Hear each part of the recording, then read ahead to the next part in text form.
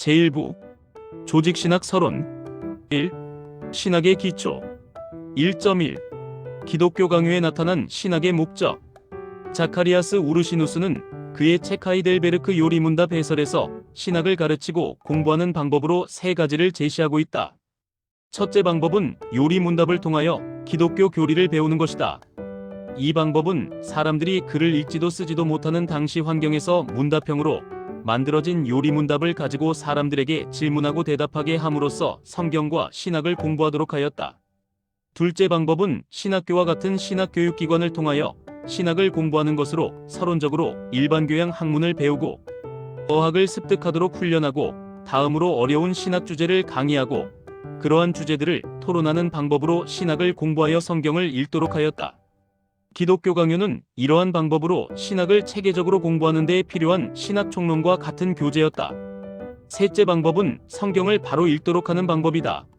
그러나 이 방법은 앞서 소개한 두 가지 방법과 달리 우선 올바른 신학 교리와 관점을 잘 확립해야 한다는 것과 당시의 환경과 조건에 비추어 볼 때 이러한 공부 방법은 상당히 어려운 일이었다. 우르시누스가 소개한 신학 공부 방법들 가운데 가장 효과적인 것은 오늘날도 마찬가지지만 기독교 강요와 같은 신학 교재로 사람들을 잘 교육하여 말씀에 관한 바른 관점과 교리로 성경을 읽고 신학을 공부하는 것이다. 우리는 이러한 신학 공부로 성경이 말하는 신앙의 목표와 신학의 목적을 바르게 확립해 나갈 수 있다. 칼빈은 기독교 강요를 통해 우리가 반드시 알아야 할 신학의 목적을 두 가지로 소개하고 있다. 그가 소개하고 있는 신학의 첫째 목적은 신앙의 목표를 성취하는 것이다. 그는 기독교 강요 서문에 해당하는 독자에게 보내는 글에서 기독교 강요의 저술 목적이 성경을 잘 읽도록 준비시키고 가르치며 말씀 안에서 바른 삶을 살도록 하는 데 있다고 말한다. 이러한 이유로 그는 여기에서 기독교의 교리 전체와 모든 부분을 잘 배열하였고 그것이 성경의 내용을 어떻게 신앙의 목표와 잘 연결하고 있는가를 알게 해주는 책이라고 설명하고 있다.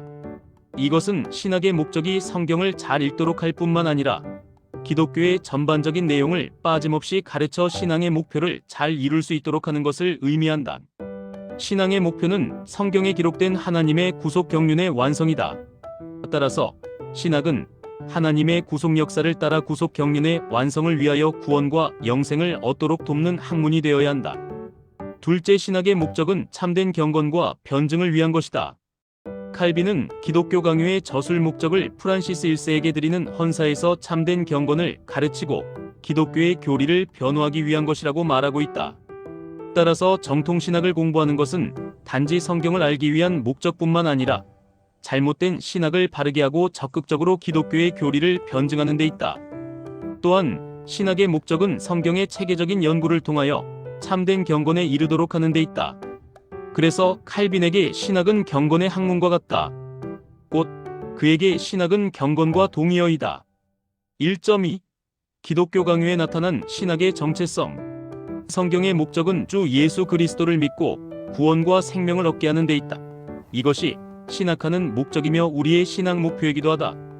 이것을 위하여 칼빈은 말씀을 통해서 우리를 향하신 하나님의 선한 뜻에 대한 지식을 아는 것이 중요하다라고 말한다. 우리는 신앙을 수단으로 하나님의 선한 뜻을 알 수 있다. 신앙은 하나님의 특별 계시인 말씀으로 하나님의 지식을 수납한다. 칼빈은 기독교 강요 3권 2장 6절 신학론에서 말씀은 마치 거울과 같아서 신앙이 그 안에서 하나님을 관조하기 위한 것이라고 말한다. 그가 설명하는 신앙과 말씀의 관계는 로마서 10장 17절의 말씀처럼 신앙은 하나님의 말씀을 들음으로 말미암는다. 신앙은 하나님의 말씀을 들음으로 우리 안에서 성령으로 역사하고 그렇게 우리 안에서 성령으로 시작된 신앙은 주 예수 그리스도를 믿어 구원에 이르는 하나님의 선한 뜻의 지식을 더욱 확고하게 세워주는 역할을 한다. 이와 관련하여 칼빈은 기독교 강요를 통하여 그 신학의 정체성을 크게 세 가지로 구분하여 설명하고 있다. 첫째, 신학은 하나님의 선한 계획을 찾는 것이다. 신학은 사변적인 철학의 문제를 해결하기 위하여 신의 존재나 본질을 찾는 신인식의 학문이 아니다. 신학은 철저히 성경에 계시된 하나님의 선한 계획에 관한 지식을 알고 그 계획을 찾아 신앙의 목표에 이르게 하는 일이다. 그래서 올바른 신학 방법론이란 성경에 계시된 하나님에 대하여 말하고 그것을 하나님의 구속 경륜과 신앙의 목표에 연결할 수 있어야 한다. 그러나 중세 스콜라 신학은 이러한 신앙의 목표와 상관없이 자연 이성으로 하나님의 존재를 설명하고 그것을 체계화하는 일에 몰두하였다. 그런 점에서 그들의 신학 자료는 성경 말씀뿐만 아니라 유전적 전통, 역사, 그리고 자연의 원리와 같은 것이 되었다. 가톨릭의 이러한 신학 자료와 방법론은 말씀의 토대를 둔 계시 신학이 아니라 자연과 전통의 근거를 둔 자연 신학이 되어버리는 결과를 가져왔다. 16세기 개혁자들에게 신학은 자연 이성을 가지고 하나님 존재 자체를 찾고 그것을 인식론적으로 체계화하는 학문이 아니었다. 왜냐하면 하나님의 존재 자체를 찾고 이성으로 이것을 증명하는 일은 성경과 신학의 목적과는 너무나 거리가 멀기 때문이다. 사람이 하나님에 대하여 알 수 있는 방법은 논리적 인식 체계가 아니라 오직 믿음으로만 가능하다. 우리가 인격적 하나님에 대하여 알고 말할 수 있는 것은 하나님이 계시하신 말씀을 믿는 신앙을 통해서만 가능하다. 우리는 신앙을 수단으로 말씀 속에서 우리를 의롭게 하시고 생명으로 구원하시는 우리를 향한 하나님의 선한 계획을 찾는다.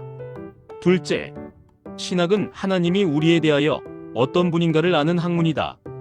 개혁자들은 중세 스콜라 신학자들처럼 만물 속에서 하나님의 존재와 본질적인 면에서 어떤 분인지를 아는 일보다 우리를 위하여 계시하신 말씀 속에서 하나님의 속성을 아는 것을 더 중요하게 생각했다. 다시 말해 그들은 우리를 위하여 어떤 하나님이 되시는가를 아는 것이 중요했다. 중세 가톨릭 신학은 성경 말씀 자체의 목적보다 하나님의 존재와 본질과 관련된 철학적 주제에 많은 관심이 있었다. 그들은 신학을 하나님의 존재와 본질을 찾고 그것을 증명하는 학문이라고 생각했다. 전통적으로 하나님에 관한 주제는 크게 하나님은 누구인가라는 존재론적 질문과 하나님은 어떤 분인가라는 하나님의 본질에 관한 질문과 하나님의 속성은 무엇인가라는 질문으로 구성되어 있다.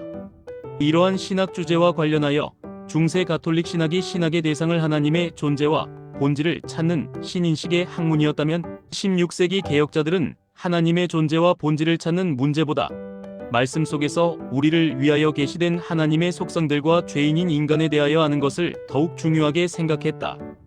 다시 말해 개혁자들은 우리를 향하신 하나님의 선한 뜻을 찾기 위하여 성경에 계시된 하나님의 속성과 구속 경륜을 아는 것을 중요시했다. 개혁파 신학은 우리와의 관련성 속에서 구체적으로 성경에 계시된 하나님의 속성을 찾아 그것으로부터 구원과 생명을 얻도록 하는 학문이 되도록 하였다. 개혁자들의 이러한 신학 정체성과 관점의 전환은 가톨릭 신학에 대한 개혁 신학의 개념과 정체성, 신학 방법론, 신학 자료의 대전환을 의미한다. 개혁자들은 가톨릭 교회 신학자들처럼 자연 이성을 수단으로 자연과 유전적 전통 자료들을 가지고 학문적 체계를 세우는 일이 아니라 성경 말씀에 계시된 신앙의 목표와 신학의 목적을 위하여 우리를 향하신 하나님을 알고 하나님의 구속 성취와 완성에 이르도록 돕는 학문이 되도록 하였다. 셋째, 신학은 경건과 신앙의 학문이다. 개혁자들은 신학에서 자연과 우주 만물 속에서 하나님에 관한 존재론적 문제의 답을 찾는 일이나 유전적 자료를 가지고 자신들의 신학을 뒷받침하는 논리 체계를 세우는 일이나 철학적 지식으로 신학 교리를 확립하는 일을 우선하지 않았다. 개혁자들은 자연 이성을 통한 인문학적 논리 활동보다 오히려 믿음으로 하나님의 심판과 구원 그리고 구속 경륜을 이해하고 체계적으로 이것을 정리하여 그것을 토대로 구원과 생명을 얻도록 하는 일에 주요한 관심을 가졌다. 그런 의미에서 개혁자들에게 신학이란 무엇보다 신앙과 경건을 우선하는 학문이었다. 그들에게 신앙이란 성경의 거울을 가지고 하나님을 보는 것과 같다. 이것이 신학에서 지성적 능력보다 경건과 신앙을 우선하는 이유이다. 신학은 이성의 능력으로 자연 만물과 역사, 그리고 문화와 전통 속에 숨겨진 신지식의 추구나 인문학적 이해에 간거한 말씀의 의미 추구나 의미 진술을 위한 인식론적 학문 활동이 아니다. 신학은 경외와 사랑의 마음으로 하나님을 예배하는 경건의 지식이다. 신학은 경건의 지식으로 성경에 계시된 하나님의 선한 구속의 역사를 찾아 신앙의 목표와 연결하고 그 목표를 이룰 수 있도록 돕는 학문이다. 이러한 개혁자들의 신학 정체성은 첫째, 중세 가톨릭 신학자들의 신학 방법론과 개혁 신학자들의 신학 방법론이 완전히 다르다는 것을 의미한다. 그런 의미에서 오늘날 개혁자들의 신학 정체성을 회복하는 것이야말로 올바른 개혁신학을 확립하는 첫 번째 요건이라 할 수 있다. 신지식과 관련하여 신지식을 추구하는 주요한 원리는 자연 이성이 아니라 신앙과 경건의 원리에 근거하며 중생된 이성을 보조적으로 사용하는 것이다. 그래서 신학은 이성 능력이 뛰어난 사람만이 하는 학문이 아니라 오히려 확고한 신앙과 경건을 소유한 사람들의 학문이다. 오늘날 한국교회의 부패와 타락, 교회의 분열과 싸움의 근본적인 문제는 신앙과 경건이 없는 신학자들과 목회자들로부터 비롯되었다. 이것은 교회가 신앙보다 소위 스펙이라 부르는 세속적이고 인본적인 학벌이나 명성을 가진 사람들을 선호하는 것에서부터 시작되었다. 신학교가 온통 불신앙을 가진 세속적인 사람과 인문학적 업적만을 자랑하는 사람으로 넘쳐나고 교회에는 경건보다 세속적인 스펙을 자랑하는 부패한 목회자들로 득실거린다. 결국 한국교회의 모습이 이와 같으므로 신학적 혼란, 영적 부패와 타락, 그리고 분열과 싸움에서 벗어나지 못하는 것이다.